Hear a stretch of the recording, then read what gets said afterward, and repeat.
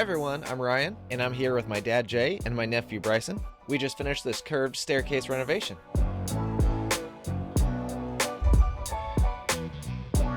There were 5 major steps involved in completing the project. The first step was to remove all of the existing carpeting and tack strip and clean up the stairwell ready for the new stair treads. The second part was to cut and install the new trim molding along the inside of the stair treads. And after that, we were able to cut and fit all of the new stair treads to fit over the existing stairs. And then after that, we finished the trim on the exterior side of the stairwell. And then the last step was just to finish sanding and coat the stair treads. The first step in the carpet removal was to use our needle nose pliers to pull the carpet away from the tack strips at the back of the step.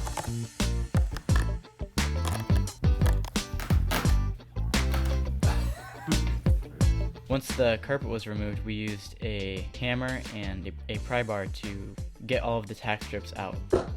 Oops, sorry, Grandpa. Launched a piece of carpet at you. Yeah. Hey.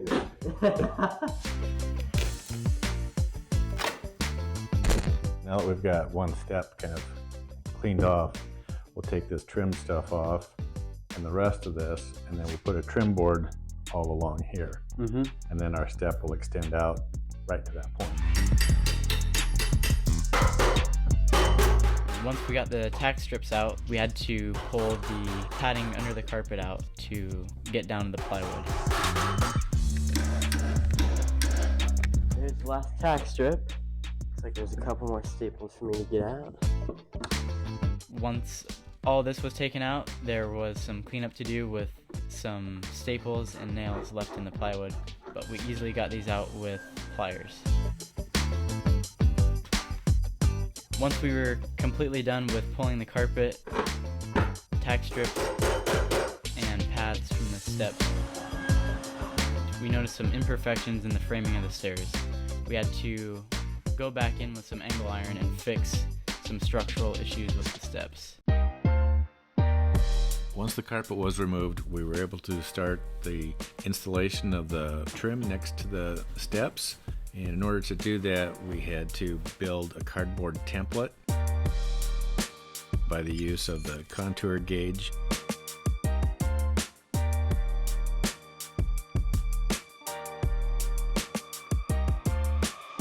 And then piece it together. And then once that was made, we were able to lay it on top of the trim board and cut the board out.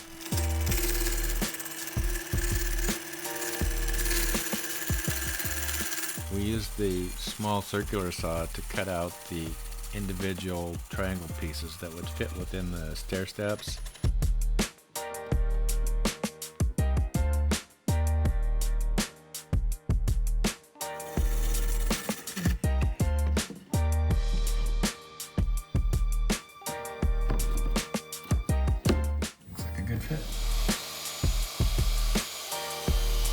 After that was completed, we were able to put the 2-inch trim along the curve of the stairwell. Looks pretty good.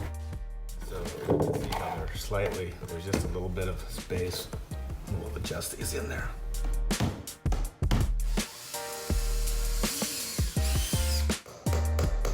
See, that's how tight we are? So we'll bring this board up to match that. Gotcha. The last step of it was to caulk any of the nail holes and the gaps in the final trim.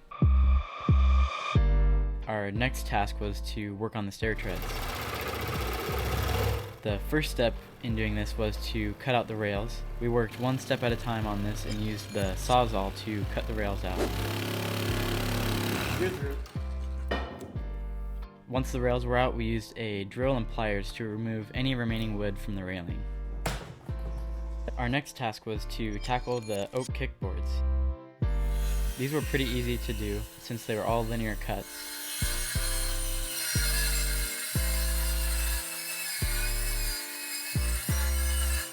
Once they were all cut and put in the proper place, we tacked them to the back of the steps. Our next task was to cut and splice the new stair treads. 3.5.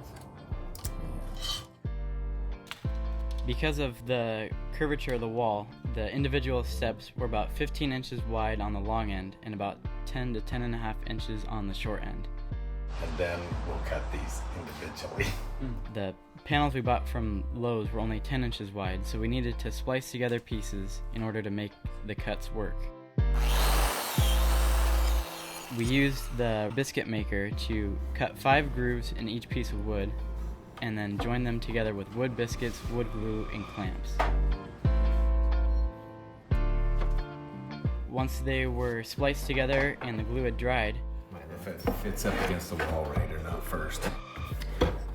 Nope, we've got to cut it. our next task was to cut the correct length for the inside and outside edge. To make the stair treads match correctly with the curvature of the wall, we used the drafting tool to get the contour. As you can see, there's a gap right here and it's tight right here, so we'll place this up against the edge and we'll draw a line across it so that we can cut it to fit the wall. Then, once the contour of the wall was drawn on the individual stair treads, we used the saw to make multiple precise cuts to get the right curvature. In some cases where the curvature was more extreme, we had to use the jigsaw to get a tighter cut. We used styrofoam circles and nails punched through the center to mark the center of hole for all of our rails to go back in. Once the stair treads were perfectly matching the stairs below it, we hammered the board down atop the nails.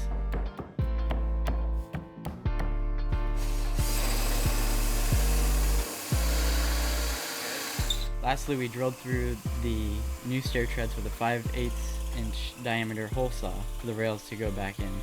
So we used the Sawzall to cut our rails out at the top here.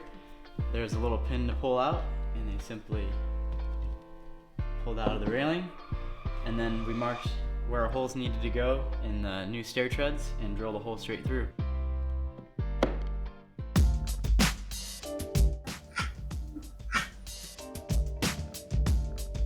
So this is a full length piece of trim that we're using to cut. We marked where we need to cut the 45-degree angle. It's gonna match up 90 degrees with another piece of trim. 45 degrees.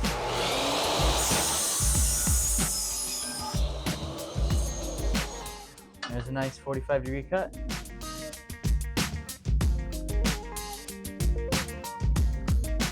Now on this piece, we got our 45-degree cut already. Now we just need to make a straight 90-degree cut to match up with our horizontal piece of trim.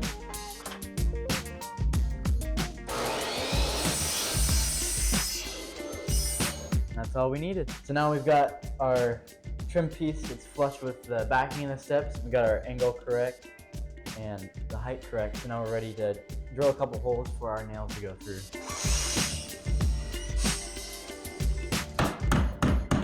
So the next step was to cut out cardboard template using the contour gauge for the triangular pieces, just like we did on the inside trim, and cut those out with the circular saw, just as we had done before. And once those were placed, we were able to install the 2-inch trim on the bottom side of that, which was very difficult because it was a sharper curve and with a little twist to it. So it took both of us to install that particular piece of trim. And then the last part of that was to caulk any seams or gaps that we had in the trim and then fill the nail holes with putty. And at this point in the project, we were getting pretty close. It was just finishing up with the treads. We had to sand each individual tread to remove any seams and make it look a lot smoother. We used 220 grit to get all of the seams out and get the joints to a smooth finish. Once everything was sanded out, we used a clear coat of varathane polyurethane. We did 3 layers of this, and we sanded between coats 1 and 2 to remove any imperfections. Once all of our stair treads were sealed, we used liquid nails underneath to secure the stair treads in place and prevent them from moving around when people walk on them. Then we had to seal any remaining cracks in the stair treads with wood putty and caulking. Lastly, we put carpet stair treads from Amazon to prevent people from slipping down the stairs and make it more comfortable walking up. All right, thanks for watching, everybody. If you have any questions, leave a comment below. And please like and subscribe if you want to see more DIY projects.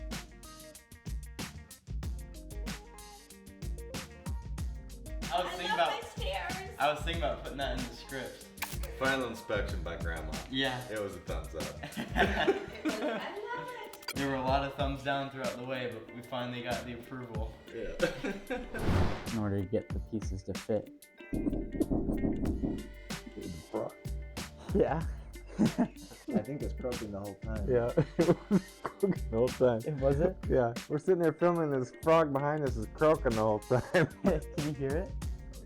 We're sitting there croaking. Shut up! Maybe I should just restart this whole section. It won't hurt if the frog's croaking.